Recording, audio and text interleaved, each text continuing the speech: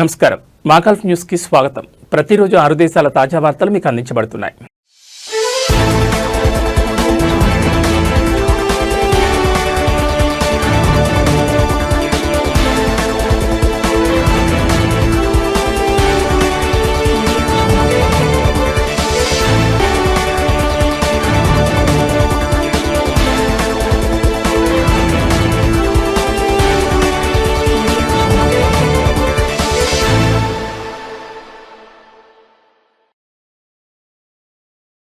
బహ్రెయిన్లో delivery బైకులపై నిషేధం విధించాలన్న డిమాండ్లు పెరుగుతున్నాయి. దీనికి రేపు పార్లమెంట్లో చర్చించనున్నారు. అయితే మరో వర్గం ఎంపీలు తిరస్కరించాలని కోరుతున్నారు.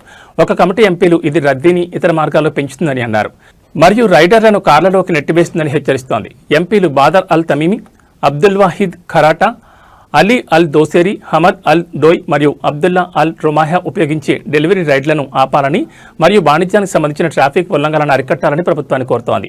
నిబంధనలు ఉల్లంఘించే డెలివరీ రైడర్లపై ఇప్పటికే తనిఖీలను ముమ్మరం చేస్తున్నామని, డెలివరీ బైకులను స్వాధీనం చేసుకోవడంతో సహా ట్రాఫిక్ చట్టం ప్రకారం చర్యలు తీసుకుంటామని డైరెక్టరేట్ తెలిపింది. 2022 నుండి ఫిబ్రవరి 2025 వరకు 1005 డెలివరీ మోటార్ బైకులను స్వాధీనం చేసుకున్నట్లు తెలిపింది. ట్రాఫిక్ ఉల్లంఘనలను నమోదు చేయడానికి, రహదారి పర్యవేక్షణను బలోపేతం చేయడానికి మరియు ప్రమాదకరమైన డ్రైవింగ్ ప్రవర్తనను గుర్తించడంలో సహాయపడడానికి 500 స్మార్ట్ కెమెరాలను సరఫరా చేసే ప్రాజెక్టును పూర్తి చేయడానికి తాము సిద్ధంగా ఉన్నామని అది పార్లమెంట్ సభ్యులకు తెలియజేసింది.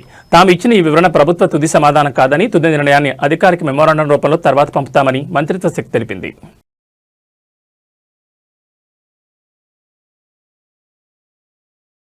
ఒమన్లో వినియోగదారుల రక్షణకు క్వాలిటీ మార్కును తప్పనిసరి చేశారు. ఈ మేరకు వాణిజ్యం, పరిశ్రమ మరియు పెట్టుబడి ప్రమోషన్ మంత్రిత్వ శాఖ ఉత్తర్వులు జారీ చేసింది.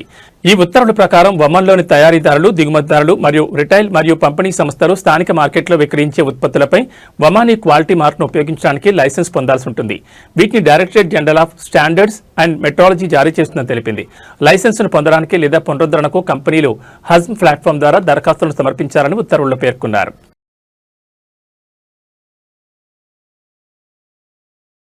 నాన్ కైవటీల కోసం కొత్త సివిల్ ఐడి కార్డును మొదటి ఉప ప్రధానమంత్రి మరియు అంతర్గత వ్యవహారాల మంత్రి షేక్ ఫహద్ అల్ యూసెఫ్ ఆమోదించారు. ఈ మేరకు ఉత్తర్వులను జారీ చేశారు. సివిల్ ఇన్ఫర్మేషన్ సిస్టంలో నమోదు చేసుకున్న వర్గాలకు ఎలక్ట్రానిక్ చిప్తో కూడిన కొత్త సివిల్ ఐడి కార్డును అందజేయనున్నారు. కువైట్లో పెట్టుబడి పెట్టేవారికి ఈ కార్డు 15 సంవత్సరాల పాటు చెల్లుబాటు అవుతుంది.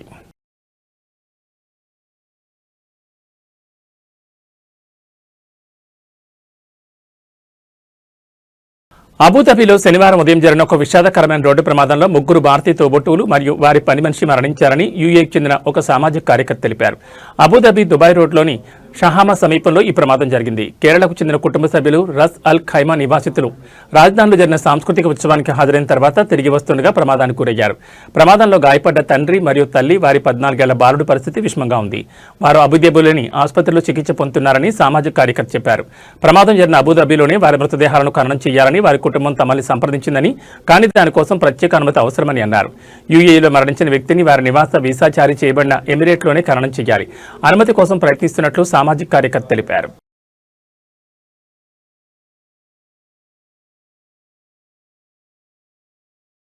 విమానాశ్రయం నుండి సీఫ్ లైన్ వరకు మెట్రో పనులు ప్రారంభమయ్యాయి. బహ్రెయిన్ ప్రణాళికాబద్ధమైన మెట్రో మొదటి దశకు వెన్నెముకగా నిలుస్తాయని రవాణా మరియు టెలికమ్యూనికేషన్ల మంత్రి తెలిపారు. ప్రాజెక్టు ఆమోదించబడిన ప్రణాళిక ప్రకారం మంత్రిత్వ శాఖ పనిచేస్తుందని, మొదటి దశ కోసం రోడ్ పనులను పూర్తి చేయడానికి సంబంధిత సంస్థలతో సమన్వయం చేసుకుంటుందని ఆయన చెప్పారు. ఈ మేరకు ఎంపీ లుల్వా అలీ అల్ రుమాహీ నుండి పార్లమెంటరీ ప్రశ్నకు లిఖితపూర్వక సమాధానమిచ్చారు. ఇది ప్రయాణ సమయాలను తగ్గించాలని, పౌరులు మరియు నివాసితులకు రోజువారీ ప్రయాణాన్ని సులభతరం చేస్తుందని, బహ్రెయిన్ మరింత స్థిరమైన ప్రజా రవాణా వ్యవస్థ వైపు కదులుతున్నందున ప్రైవేట్ కార్లపై ఆధారపడడాన్ని తగ్గించాలని ఆయన అన్నారు. బహ్రెయిన్ మెట్రో మరియు జీసీసీ రైల్వేలను ప్రణాళిక మరియు డెలివరీలో విడివిడిగా నిర్వహిస్తున్నామని, 2 పథకాలు భవిష్యత్తులో ఉమ్మడి జాతీయ మరియు గల్ఫ్ లక్ష్యాలకు అనుగుణంగా అనుసంధానించబడతాయని ఆయన అన్నారు. ఈ 2 ప్రాజెక్టులు కీలక మార్గాల్లో రద్దీని తగ్గిస్తాయని, ప్రజా రవాణా ద్వారా ప్రయాణ వాటాను పెంచుతాయని తెలిపారు.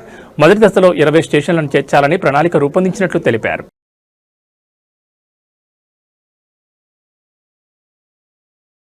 Arab center for research and policy studies 9వ అరబ్ ఒపీనియన్ ఇండెక్స్ ఫలితాలను మంగళవారం దోహాలోని సెంటర్లో ప్రకటించనున్నారు. ఇది అరబ్ ప్రజాభిప్రాయాన్ని అధ్యయనం చేయాలనుకునే పరిశోధకులు, విద్యావేత్తలకు ఉపయోగపడేదన్నారు. అరబ్ ప్రాంతాన్ని, దాని పరిమాణాలను అర్థం చేసుకోవడానికి ఖచ్చితమైన ప్రాక్టికల్ డేటా అవసరమైన ప్రతి ఒక్కరికి అందుబాటులో ఉండేలా ఓపెన్ డేటాబేస్ను అందిస్తోంది. ఏఓఐపై పనిచేస్తున్న అరబ్ సెంటర్ పరిశోధకురాలు డాక్టర్ లైలా ఉమర్ మాట్లాడుతూ, 2025 సర్వే 15 అరబ్ దేశాలైన Saudi Arabia, Kuwait, Qatar, Iraq, Jordan, Palestine, Lebanon, Libya, Egypt, Sudan, Tunisia, Morocco, Algeria, Mauritania మరియు సిరియాలో 40,130 మందితో మాట్లాడి అరబ్ ప్రజాభిప్రాయ నమూనాను తయారు చేశారు. ఈ సర్వే అమలుకు 1000కి పైగా పరిశోధకులు 4,13,000 గంటలకు పైగా పని. ఇది అరబ్ ప్రాంతంలో ఇప్పటి వరకు నిర్వహించిన అతిపెద్ద సర్వేగా నిలిచింది.